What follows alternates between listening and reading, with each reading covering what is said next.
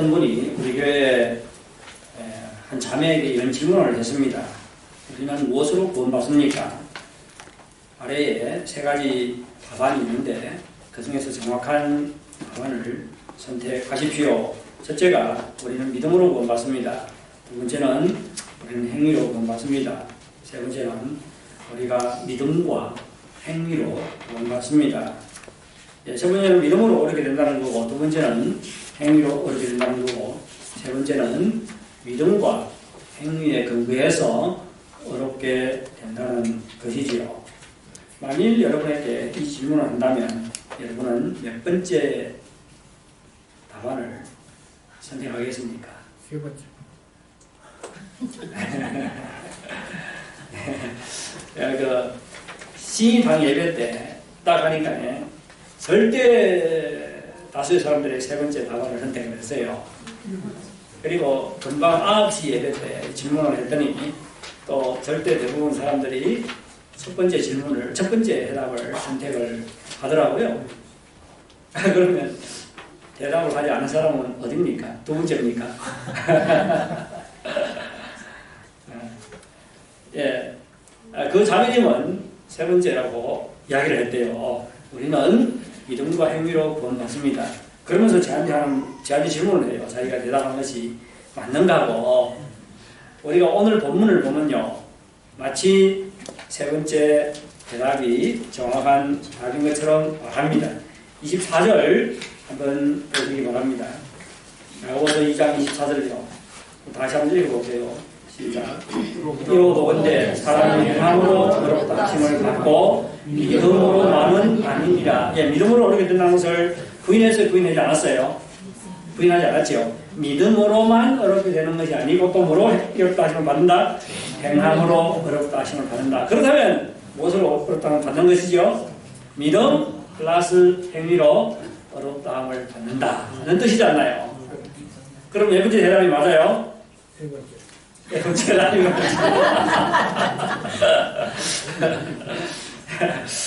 이렇게 순전한 사람들은 이렇게 뭐라 그러죠 이거? 턱하면 걸린다고. 예, 우리가 야고보서 2장 24절을 보면 정말로 믿음과 행위에 의해서 어렵다 하는 것처럼 그렇게 보입니다. 그런데 참 재미있는 것은 바울 서신에서는 뭐라고 말해요? 우리가 오직 믿음으로만 어렵게 되고 오직 믿음으로만 구원받는다고 말하지요. 로마서 8장 3장 23절에서 사도 바울이 이렇게 말합니다. 그러므로 사람이 어렵다 하심을 얻는 것은 율법의 행위에 있지 않고 믿음으로 되는 줄 우리가 인정하노라. 예, 모세에서 어렵다 하심을 받는다고요. 믿음으로 어렵다 하심을 받는다고 말하지요. 예, 갈라디아서 2장 16절에도 똑같은 말을 합니다. 제가 읽어드릴게요. 사람이 어렵게 되는 것은 율법의 행위로 말미암음이 아니요 오직 예수 그리스도를 믿음으로 말미암는 줄 알므로 우리도 그리스도 예수를 믿나니 이는 우리가 율법의 행위로서가 아니고 그리스도를 믿음으로써 어렵다 하심을 얻으려 함이라. 율법의 행위로서는 어렵다 하심을 얻을 육체가 없느니라. 예, 갈라디아서 2장 16절도 우리가 믿음으로 어렵게 된다고 그렇게 말하고 있지요. 예, 사도 바울은 바울 서신에서 우리가 다 믿음으로 어렵게 된다고 말하는데 야고보서는 또 뭐라고 말합니까?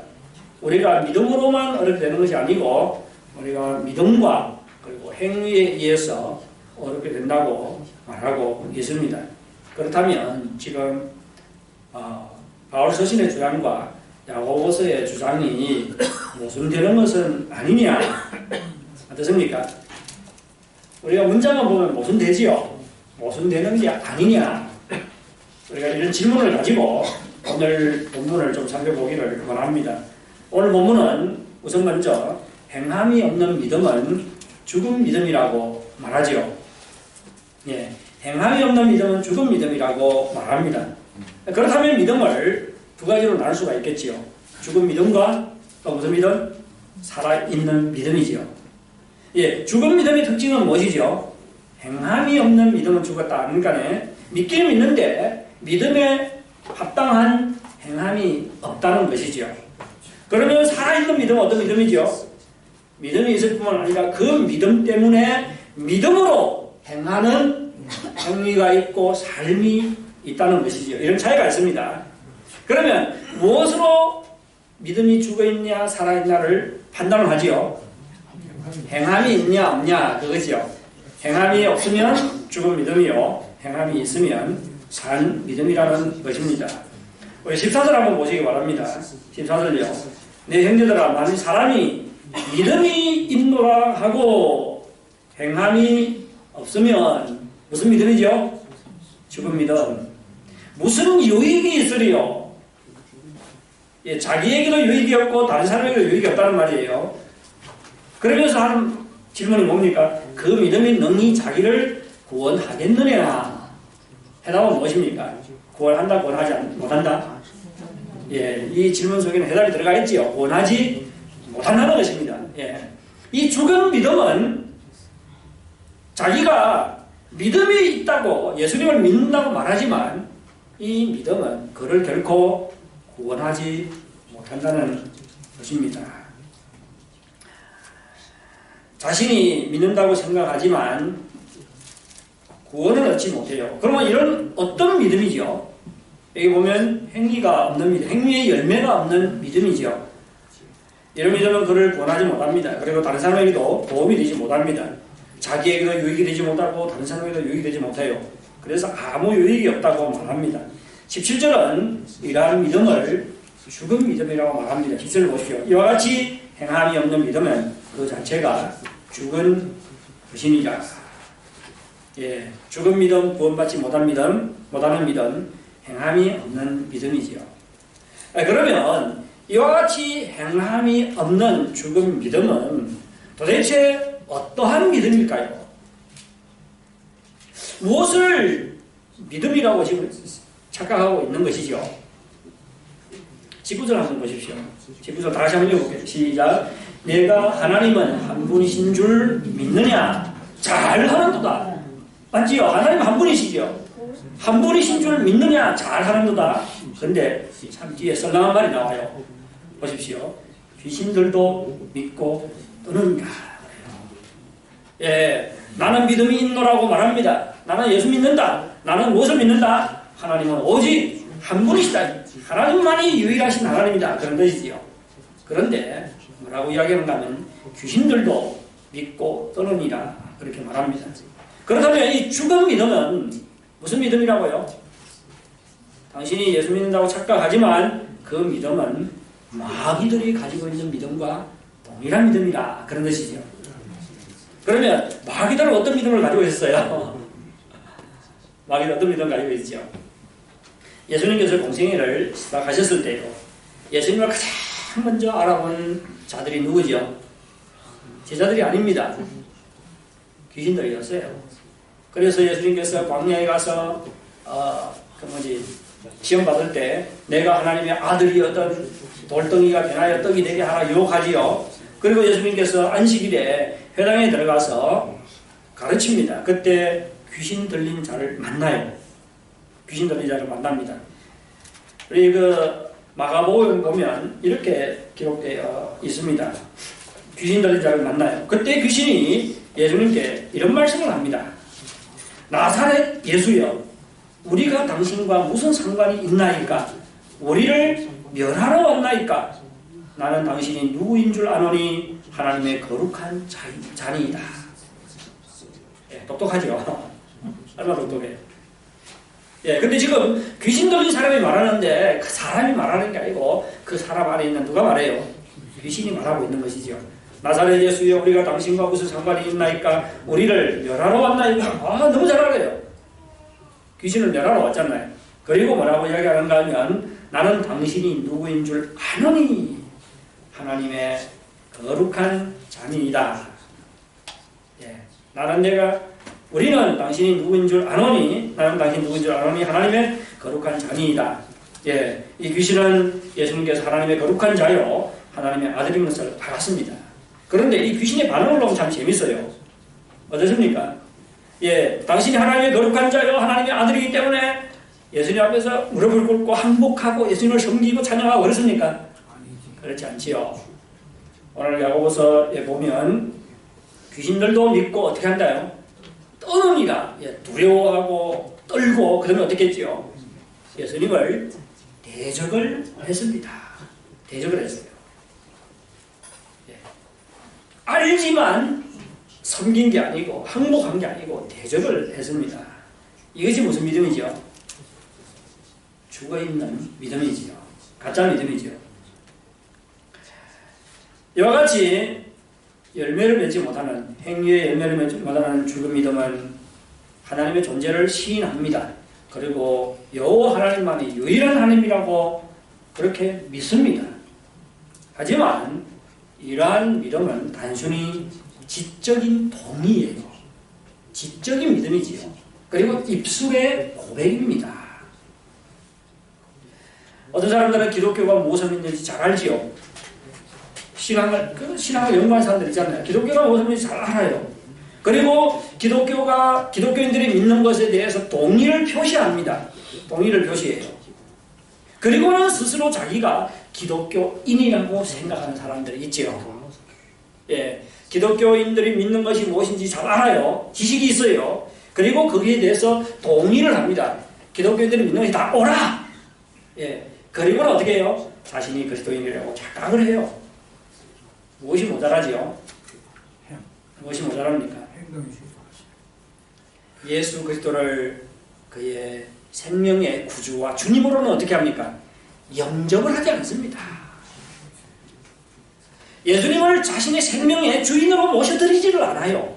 단순히 기독교인들이 믿는 것을 알고 그러한 교리에 대해서 지적인 동의를 표시하는 것뿐이지, 그렇다고 예수 그리스도를 내 개인의 구세주와 주님으로 영접하고 예수님을 섬기고 예수님께 항복하고 예수님으로 하여금 자기 생애에 들어와서 왕노릇하도록 허락하지 않습니다.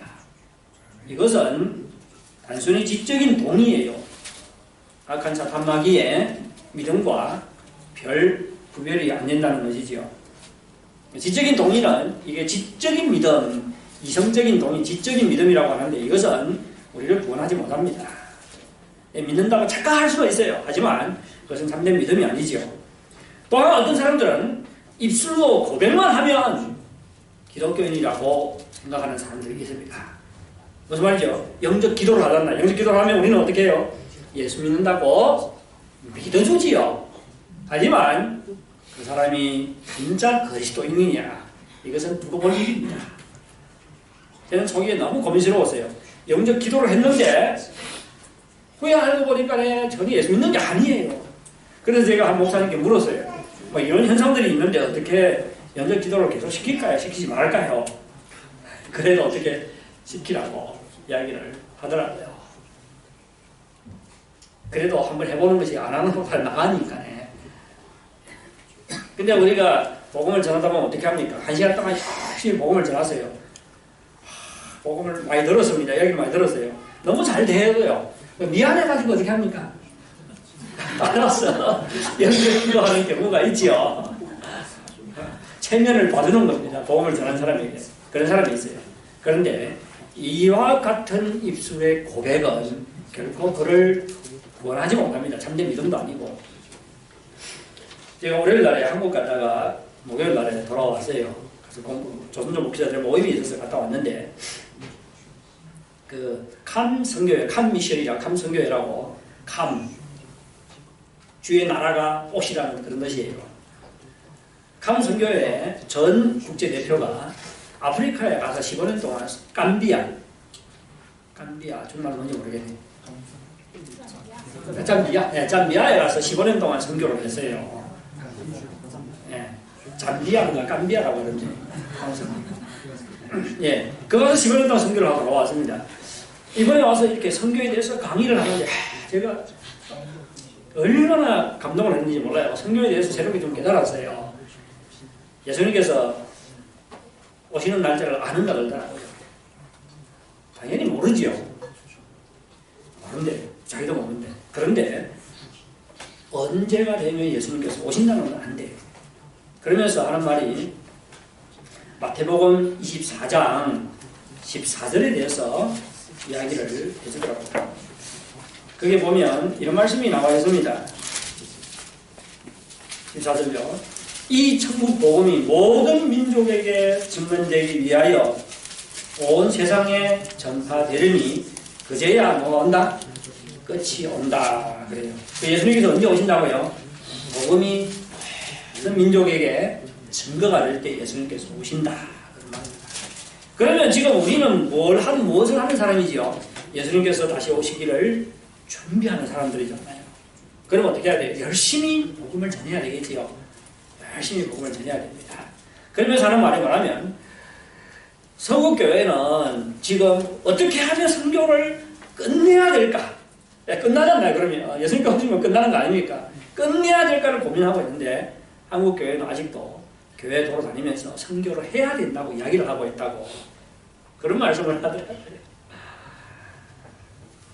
그분이 아프리카에서 겪었던 일을 이야기를 해줬어요. 단기 선교팀이 아프리카에 갑니다. 근데 아프리카에 다 가난하잖아요. 그러니까 단기 선교팀이 갈 때 많은 학용품들을 원주들을 사서 이렇게 가요. 그리고는 그 아이들에게 어떻게 합니까? 아프리카 아이들에게 막 학용품을 나눠줍니다. 그러면 아이들이 학용품을 얻기 위해서 얼마나 더 아이들이 많아요. 많이 몰려들잖아요. 그러면 아이들에게 학용품을 다 나눠준 다음에 다 모아놓고 그 다음에는 아이들 보고 따라하라고 합니다. 나는 예수님을 믿습니다. 예수님을 믿습니다. 예수님은 하나님의 아들입니다. 예수님을 믿습니다. 이렇게 고백을 시킨대요. 그리고 아이들이 좋아서 학용품도 얻었다. 그러면 다 따라하잖아요. 신나게. 그리고는 따라한 다음에 단기 선교팀들이 아이들에게 너희들은 이미 기독교인이 되었다고 선포를 합니다. 고백을 했지요. 근데 무엇인지도 모르고 고백을 했지요. 마음의 고백도 아니고 그것은 단순히 입술의 고백이지요. 여러분 이런 고백을 했다고 기독교인이 되는 것은 아니죠. 만일 이런 고백만 하고 단순히 자신이 기독교인이라고 생각한다면 그 믿음은 아직까지 죽은 믿음이라고 말할 수가 있겠습니다. 그런데 어떤 사람들은 기독교 교회에 대해서 인정을 합니다. 그리고 예수 그리스도를 자신의 구주라고 고백을 해요. 그리고 실제로 어떻게 합니까? 기독교를 좋아해요. 그래서 주일마다 교회에 나와서 예배 참가하고 또 그런 모임에도 참가하고 사람들의 눈에 이 정도면 어떻습니까? 그렇지 아니죠. 그렇지 않습니까? 기독교 예수 믿는 사람들이 믿는 그 신앙에 동의를 하잖아요. 그리고 예수님을 개인의 구주로 고백을 해요. 그리고 기독교를 좋아가지고 주일마다 와서 예배 참가하고 그런 모임에 참가하고 그러면 우리는 기독교인이라고 믿어줍니다. 그렇지 않습니까? 다른 사람들 보기에는 다 기독교인이지요. 그런데 이들 중에는 기독교인이 아닌 사람들이 있다는 것입니다. 무엇을 보고 알 수 있어요?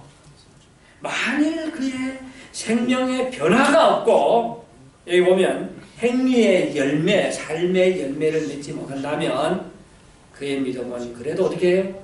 죽은 믿음일 가능성이 있다는 것이죠. 그렇지 않습니까? 예, 보세요. 행위가 없는 믿음은 죽은 믿음이라 이야기합니다. 예, 예배에 참가하면 참 믿음이라고 말하지 않아요. 내가 성경 읽고 기도한다고 참 믿음이라고 말하지 않습니다. 삶의 열매, 행위의 열매를 맺지 못하면 그 믿음은 죽은 믿음이라고 말합니다. 예, 왜 그렇습니까? 생명이 우리 가운데 우리가 예수 믿어서 3대 생명이 우리 가운데 들어오면 그 생명은 반드시 행위의 열매를 맺게 되어 있습니다. 그렇기 때문에 반대로 행위의 열매를 맺지 못하면 그 믿음에 문제가 있다는 것을 우리가 판단을 할 수가 있겠지요. 그래서 행위의 열매가 없는 믿음은 죽은 믿음이라고 말합니다. 그러면 왜 죽은 믿음은 행위의 열매를 맺지 못하는 것일까요? 간단합니다. 거듭나지 않은 것이지요. 믿는다고 하지만 그에게 참된 생명이 임하지를 않은 것입니다. 그렇다면 생명이 없기 때문에 그 생명으로 인한 열매가 있을 수가 없습니다. 그래서 뭐 예배 참가하고 성경 읽고 기도하고 뭐 그래도 어떻게 합니까? 삶이 변하지 않는 경우가 있어요. 그러면 살아있는 믿음은 어떤 특징이 있을까요? 이거는 죽은 믿음이고 살아있는 믿음은 어떤 특징이 있습니까? 살아있는 믿음을 가진 자는 하나님의 존재를 시인합니다. 그리고 하나님이 유일한 참신인 것을 믿습니다. 그리고 예수 그리스도를 개인의 구주와 그리고 무엇으로? 주님으로 영접하고 주님으로 하여금 자기 생명 가운데서 왕노릇하도록 모셔드리고 항복하고 거기에 순종을 합니다. 죽은 믿음은 교의 지식이 있어요. 그리고 입술의 고백이 있습니다. 하지만 믿음으로 예수 그리스도를 개인의 구주와 주님으로는 영접하지 않습니다. 그렇기 때문에 예수님과 생명의 관계가 없어요. 내가 주님 안에 주께서 내 안에 있는 그런 생명의 관계가 없습니다. 따라서 죽은 믿음을 가진 자는 종교 생활에 열심히 참여한다 할지라도 예수 그리스도를 개인의 구주와 주님으로 영접하지 않았기 때문에 예수님과 참된 관계가 없습니다. 예수님과 참된 관계가 없기 때문에 예수님께서 주시는 생명을 받아 누리지 못합니다. 그렇기 때문에 그의 생활도 변화가 일어나지 않는 것이지요. 그런데 살아있는 믿음을 가진 자는 예수님 안에 들어갑니다. 예수님과 관계를 맺어요. 그래서 새로운 생명을 얻습니다. 이러한 사람은 새로운 생명 때문에 새로운 열매를 맺게 되고 행위와 삶이 변합니다. 이러한 변화는 어디서부터 나오는 것입니까? 생명이 바뀌면 거기에서 자연스럽게 행위와 삶의 열매가 맺어집니다. 그러면 살아있는 믿음을 가진 자가 맺는 그 열매는 어떤 열매일까요? 우리가 예수님을 믿을 때 예수 그리스도를 개인의 구주와 주님으로 영접하고 고백을 합니다. 그리고 이어서 우리는 예배에 참가하고, 근데 어떤 사람들은 이렇게 영접 기도를 하고도 어떻게 해요? 교회 와서 예배 드리려고 하면 전혀 어떻게 합니까? 거절하는 사람들이 있죠? 있어요, 없어요? 참 의심할 노릇이지요. 도대체 믿는 것인지 안 믿는 것인지. 그래도 우리가 영접 기도를 시키고 이분들을 위해서 끊임없이 기도를 해야 됩니다. 그런데 정말로 예수 믿었지만 와서 예배 드리지 않고 주님과 전혀 상관없이 살아간다. 그러면 영접 기도했지만 안 믿고 있을 가능성이 훨씬 큽니다. 우리는 예수를 영접해요. 그 다음에는 교회 나와서 예수님을 경배하고 성경 읽고 기도하고 찬양하고 그럽니다. 뿐만 아니라 어떤 사람들은 교회 섬김에까지 참여를 해요. 그리고 이 과정에 영적인 체험을 합니다. 그럼에도 불구하고 참된 믿음이 아닐 가능성이 있어요, 없어요? 있습니다. 예수님께서 마태복음 7장 21절에서 이런 말씀을 합니다. 나더러 주여 주여 하는 자마다 다 천국에 들어갈 것이 아니요 다만 하늘에 계신 내 아버지 뜻대로 행하는 자라야 들어가리라. 주여 주여 하는 자마다 다 천국에 들어가는 것이 아니요 다만 하늘에 계신 내 아버지의 뜻대로 행하는 자라야 들어간다. 행위구를 말하는 게 아니에요. 좀 더 말씀드리겠습니다. 행위구를 말하는 게 아닙니다. 그러면 여기서 주여 주여 하는 자들이 어떤 사람을 말하는가? 대단한 사람들입니다. 대단한 사람들이에요. 보세요. 22절에 이렇게 말합니다. 그날에 많은 사람들이 나더러 이르되 주여 주여 우리가 주의 이름으로 선지자 노릇하며 복음을 전했다는 말입니다. 주의 이름으로 귀신을 쫓아내며 주의 이름으로 많은 권능을 행하지 아니하였나이까 하리니 기적을 행했지요. 권능을 행했습니다. 대단한 사람들이 아닙니까? 저는 이런 사람들 보면 참 부러워요. 믿음으로 기도하면 병이 낫고 권능을 행하고 기적을 행하고 얼마나 좋아요. 암으로 죽는 사람이 없겠지요. 우리 교회에. 여러분들이 아마 예수님을 전하지 않고 정목사를 전하면 다닐 것 같아요. 우리가 정목사 너무 훌륭하고 능력이 있어. 감기 걸려서 교회만 와봐. 안수기도 와라. 그러면 금방금방 나을 테니까. 주일날에 예수님을 믿지 않지만 안수기도 받기 위해서 온 사람들이 줄을 설 것입니다. 얼마나 신나겠어요. 부럽습니다. 대단하지요. 그런데 놀라운 것은 예수님께서 나는 너희들을 도무지 알지 못한다고 말합니다. 나는 너희들을 도무지 알지 못한다. 그러면서 예수님께서 이렇게 말합니다. 내가 그때 그들에게 말하되 내가 너희들을 도무지 알지 못하나니 불법을 행하는 자들아 내게서 떠나가라. 예, 주의 이름으로 복음을 전했습니다. 선지자 노릇했어요. 주의 이름으로 귀신을 쫓아냈습니다. 주의 이름으로 뭘 했습니까? 많은 능력을 행했어요. 그런데 예수님께서는 나는 너희들을 모른다고 말하면서 악을 행하는 자들아, 불법을 행하는 자들아 물러가라고 이야기합니다. 도대체 무엇이 문제지요? 그들은 주의 이름으로 선지자 노릇하고 주의 이름으로 귀신을 쫓아내고 주의 이름으로 권능을 행하면서도 뭘 행하지 않았어요?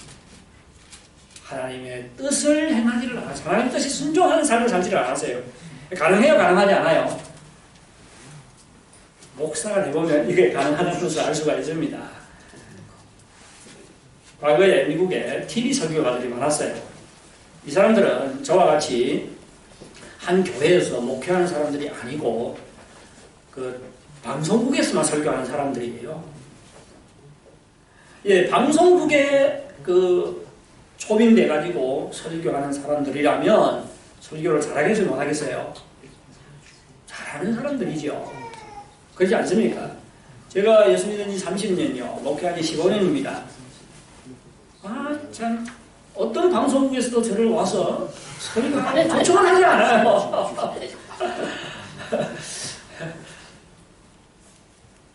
무슨 원인인지 아시겠지요? 뭐 정모사 초청해봤자 뭐 그저 그거니까네. 그래서 방송국에서는 어떤 사람을 초청하는가 하면 유명한 사람들을 초청해서 설교를 합니다. 설교를 너무 잘해요. 그런데 설교를 잘하고 또 설교 잘하면 어떻게 합니까? 사람들이 막 은혜 받고 그러면 막 헌금을 막 보내요. 이 사람들한테. 그러니까 이 사람들이 너무 잘 살아요. 근데 후에 보니까요. 다 그런 것은 아닌데 이들 중에는 정말로 지극히 사치하고 타락한 삶을 사는 사람들도 있었습니다. 적지 않았어요. 성적으로 문란하고 가진 악행을 행하고 그러면서 TV에서 설교할 때는 정말로 경건한 척하면서 설교를 하지요. 이런 사람들이 있었습니다. 예수님께서 말씀한 사람들과 비슷하지 않습니까? 주의 이름으로 선지자 노릇하고 주의 이름으로 귀신 쫓고 주의 이름으로 권능을 행하고 주의 이름으로 은혜를 끼치고 그런데 어떻습니까? 뒤에서는 악을 행하고 사역이요. 우리의 섬김이 우리 자신이 어떤 신앙을 가지고 있다는 것을 말해주지 못합니다. 더 중요한 것은 무엇이죠? 예수님께서 말씀하신 하나님의 뜻대로 행하는 자야 천국에 들어갈 수 있느니라. 섬기는 것으로 우리를 말하는 증가하는 것이 아니라 정말 하나님의 뜻에 순종하는 삶으로 우리의 신앙을 증명을 해야 합니다. 그렇지 않으면 능력을 행한다 할지라도 그 믿음은 가짜일 수가 있습니다. 성경에서 가장 대표적인 인물이 가룟 유다지요. 3년 동안 예수님을 따라다녔어요. 다들 가룟 유다를 볼 때 예수님의 사도라고 생각을 했습니다. 그는 사도로 정말로 높였고 예수 그리스도를 구주요 주님이라고 고백하면서 따라다녔어요. 그리고 둘둘씩 나가서 전도 여행을 떠났을 때 가룟 유다도 무엇을 경험했습니까? 주의 이름으로 복음을 전하고 주의 이름으로 귀신을 쫓아내고 주의 이름으로 병을 고치는 일을 경험합니다. 그런데도 불구하고 그의 믿음은 가짜였습니다. 그는 주의 뜻에 순종을 하지 않았어요. 그는 자주 그 돈지갑을 관리를 했잖아요. 가룟유다가. 그래서 마지막 만찬에 보면 유다를 금방 알아볼 수가 있습니다. 왜요? 그 손에 뭐가 있어요? 주머니가 있어요. 가룟유다입니다. 누구한테 돈 관리를 시켜요? 저처럼 어리버리한 사람한테 돈 관리를 안 시킵니다. 저는 돈 100원이 지갑에 있으면요, 한 달이 지나도 그 100원이 그대로 있는 거 아닙니다. 돈 개념이 없어요. 똑똑한 사람한테 돈 관리를 시키지 않나요? 가룟유다가 똑똑했던 것 같아요. 그런데 그는 돈을 관리하는 기회를 통해서 자주 공관 수용을 해서 돈을 훔쳤습니다. 그리고 마지막에 돈 때문에 예수 그리스도를 팔아 먹습니다. 그의 믿음은 가짜였습니다. 그는 기적을 행하고 병을 고치고 이런 것을 다 경험했음에도 불구하고 하나님의 뜻에는 순종하지 않았습니다. 행위의 열매, 삶의 열매를 맺지를 못했지요. 참된 신앙을 가진 자는 신앙을 고백할 뿐만 아니라, 그리고 종교 생활에 참여할 뿐만 아니라 더 중요한 것은 행위의 열매, 삶의 열매를 맺습니다. 행위의 열매, 삶의 열매가 우리의 믿음이 참인지 가짜인지를 구별하는 가장 중요한 시금석이라고 말할 수가 있습니다. 오늘 본문에 보면 아브라함과 라합에 대해서 이야기를 하지요. 아브라함은 하나님의 뜻에 순종한 사람입니다. 그런 믿음으로 자기 아들 이삭을 하나님께 드렸습니다. 라합은 어떻게 했어요? 믿음으로 여호수아가 파송한 두 정탐꾼을 지켜주지요. 보호를 했습니다. 아브라함과 라합은 그 믿음이 다 하나님께 순종하는 믿음으로 드러나고 증명이 된 참된 믿음인 것입니다. 사랑하는 여러분, 우리 자신의 믿음이 참인지 가짜인지 한번 판단해 보시기 바랍니다. 신앙 고백으로 판단하지 말고요, 종교 생활로 판단하지 말고 무엇으로 판단해야 되지요?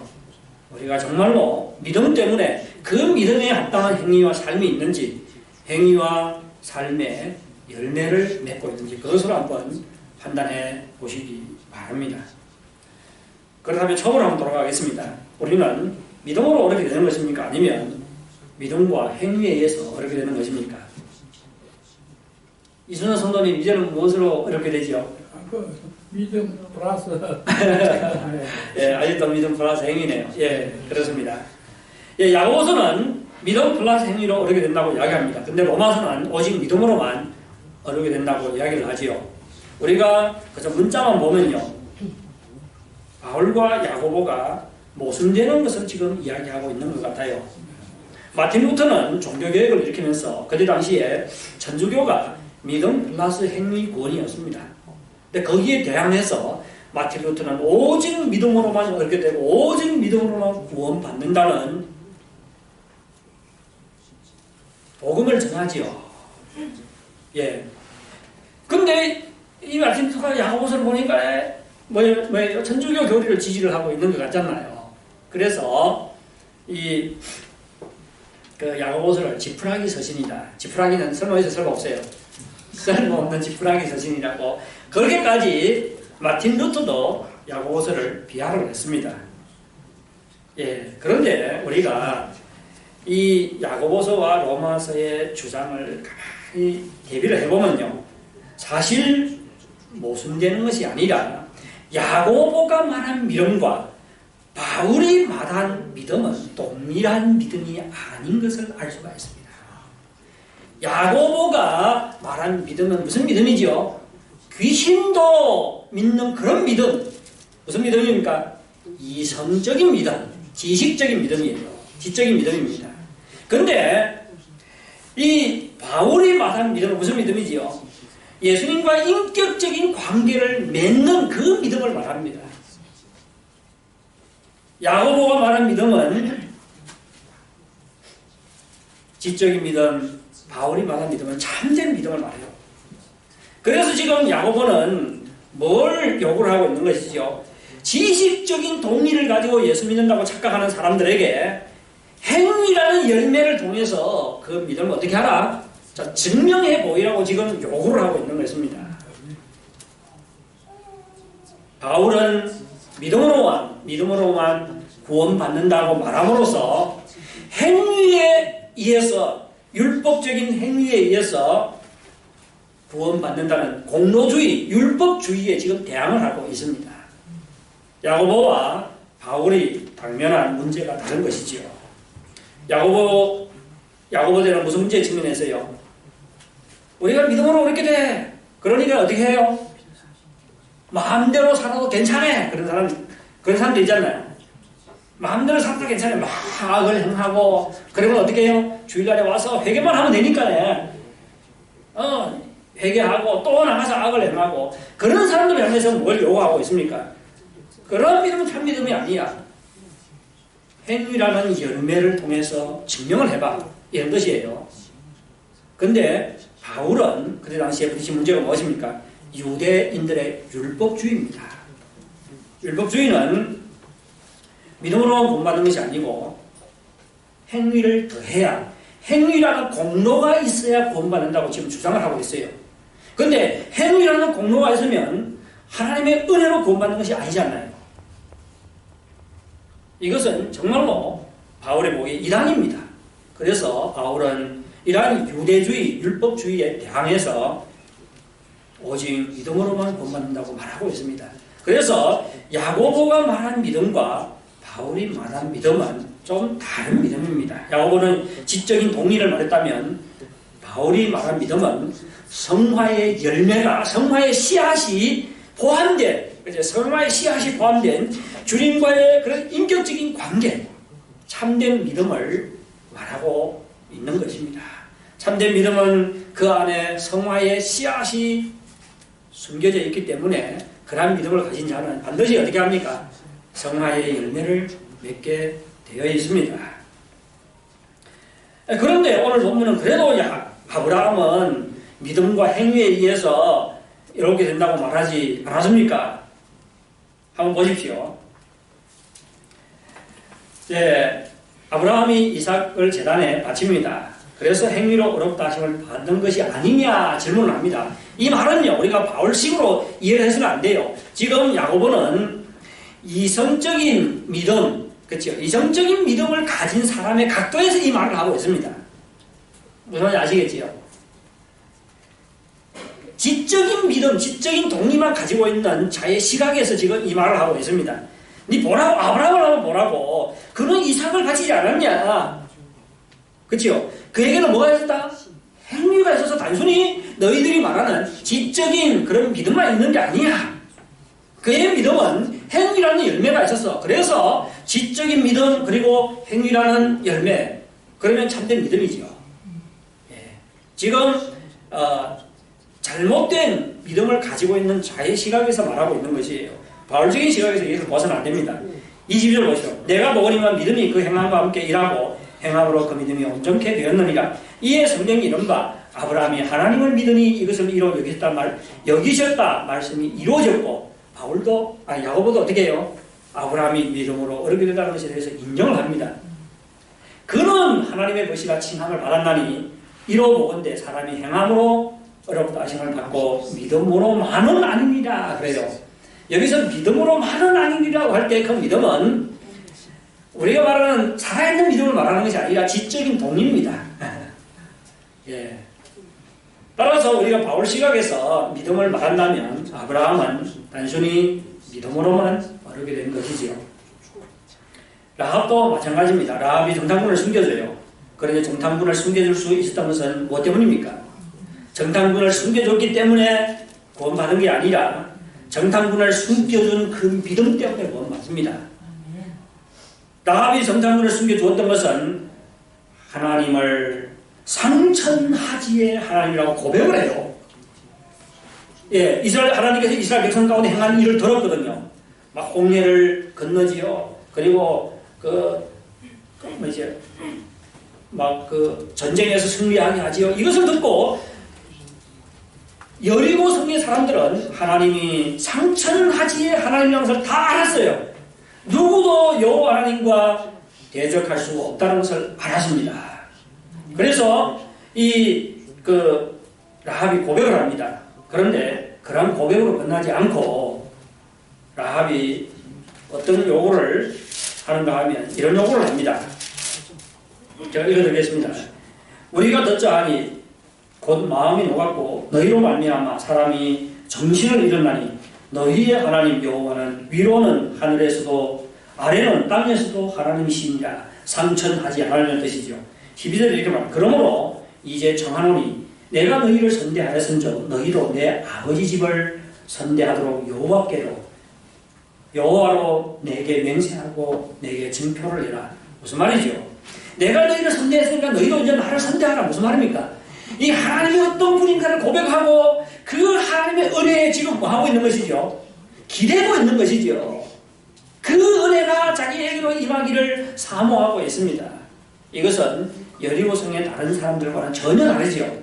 여리고성의 다른 사람들도 오직 여호와 하나님만이 상천하지 하나님께서 알았어요. 그럼에도 불구하고 그들은 하나님께 항복하고 순종한 것이 아니라 놀라고, 그렇죠? 놀라고 두려워하고 그 다음에 어떻게 했습니까? 하나님을 대적했습니다. 지식을 가지고 있었지만 하나님을 대적을 했어요. 라합과는 전혀 다르지요. 라합은 믿음이 있기 때문에 하나님께 순종하는 행동을 보였습니다. 따라서 라합은 행위로 그렇게 된 것이 아니고 그러기 전에 믿음으로 그렇게 된 것이지요. 라합이 믿음과 행위로 그렇게 됐다고 할 때 그 믿음은 단순히 지적인 믿음을 말하는 것입니다. 지적인 믿음을 가진 자의 입장에서는 지금 야고보처럼 말합니다. 하지만 바울적인 시각에서 볼 때는 어떻게 합니까? 라합도 오직 믿음으로만 구원받은 것이죠.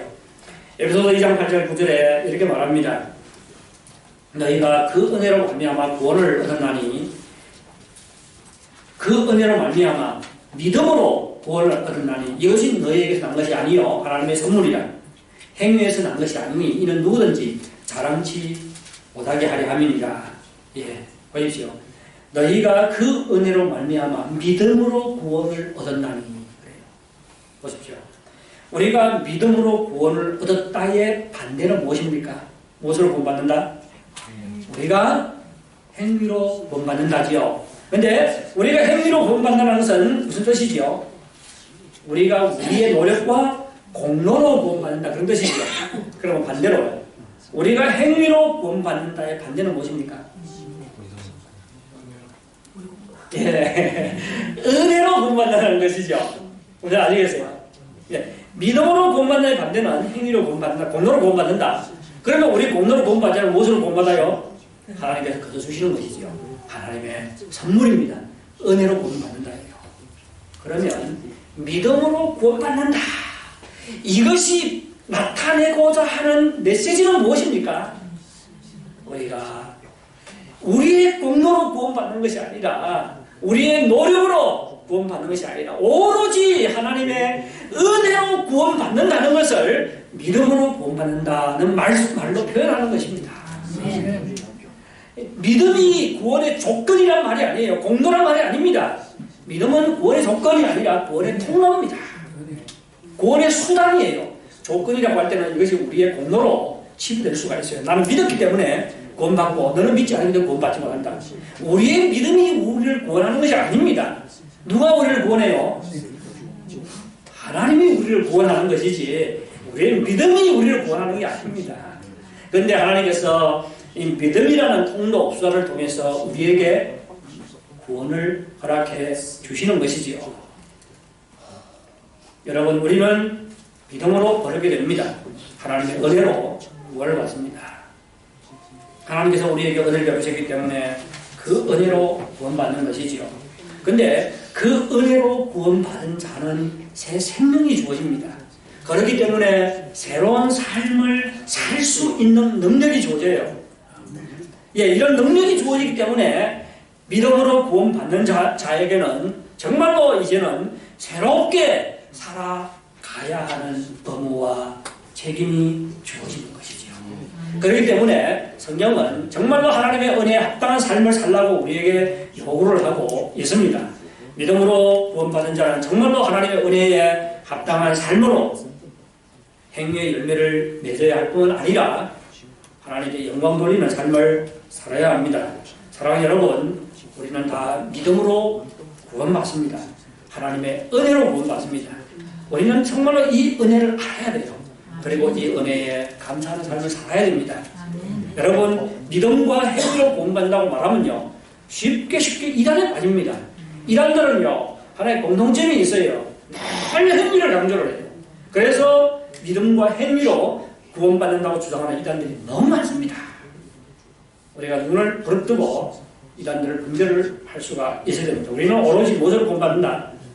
참된 믿음으로 구원받습니다. 지적인 믿음이 아니에요. 야고보가 말하는 지적인 믿음이 아닙니다. 참된 믿음으로 구원받습니다. 살아있는 믿음으로 구원받아요.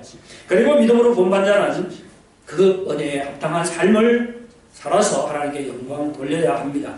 만일 우리가 아직도 주고 있는 믿음, 가짜 믿음 가운데 있다면 거기서 나와야 됩니다.